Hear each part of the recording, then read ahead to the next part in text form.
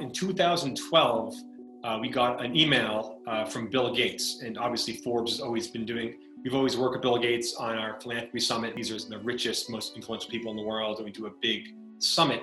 And Bill Gates sent an email saying something like, you guys should really take a look at Chuck Feeney. He is one of the key inspirations to why we even did the Giving Pledge.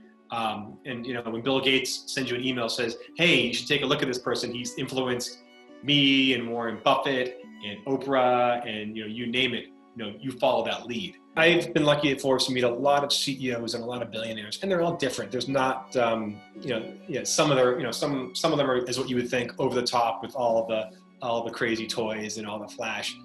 Chuck, if he was sitting on a park bench, you would just think he's an older gentleman.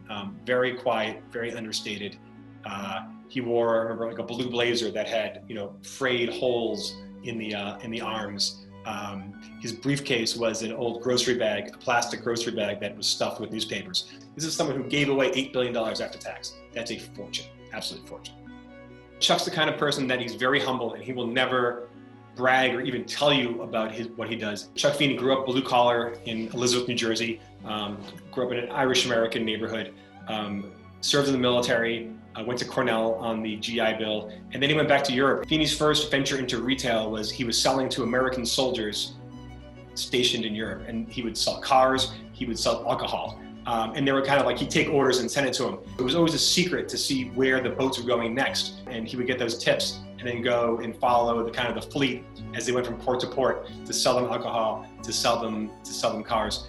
That kind of evolved into what is duty-free shoppers. They're owned by LVMH, and you see them around cruises, you see them in airports. Basically, you're buying these luxury gifts without paying tax. But his main thing was he really had the smarts, but also the great timing. He's a very smart, very shrewd, very aggressive businessman. And he took that kind of shrewdness and aggressiveness and put it into charity. Forbes was going to put him on the Forbes 400 in the 80s, and it ruined his life for a long time, because he was super under the radar. He hated paying taxes. He didn't want any attention. And suddenly we outed him as this extremely wealthy individual. And we also when we put him on the list at Forbes, we made two mistakes. The first mistake was he was actually worth a lot more than we said he was. And secondly, it turns out that the fortune wasn't his, it was his charities, because at the time he had secretly transferred most of his fortune to the Atlantic Philanthropies, the foundation. And some people do this as kind of a tax dodge. For him, it was just a way to kind of do this giving while living plan. I'm not here to tell anybody what they should do with their money. If you make your money, you do what you want with it. But I'm just convinced that the satisfaction one can achieve from helping people is a level of satisfaction that you can't get otherwise.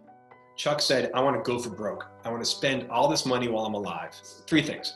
I get to, first of all, be in control. The money goes to where I want. Secondly, he wanted to make big bets. He set a date saying, my charity's going to close in 2020. And this was years ago, saying, I'm going to go for broke. All the money's gone, so let's be as aggressive as we can. Let's get the most results.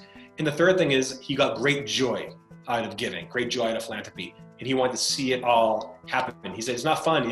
If the money goes to these charities when you're dead, you don't get to enjoy it. You don't get to watch the progress. You get to watch the money go to people that need it. He's still alive. He loves to be able to, kind of see the effects that his foundation and the good that it does.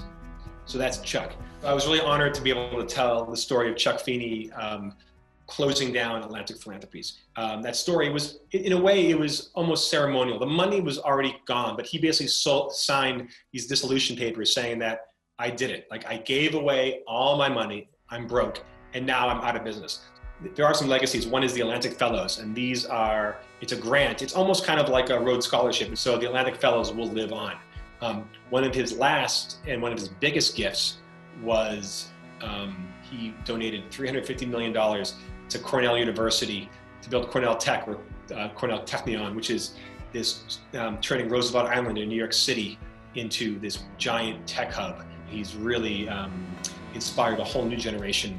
And just look at the Giving Pledge. Joe Gebbia from Airbnb, Mark Zuckerberg, Priscilla Chan, Dustin Moskovitz from Asana and from Facebook. These are people, they're young, they're still in their 30s, and they've already signed the giving pledge saying that they're going to give away half or more of their money upon their death.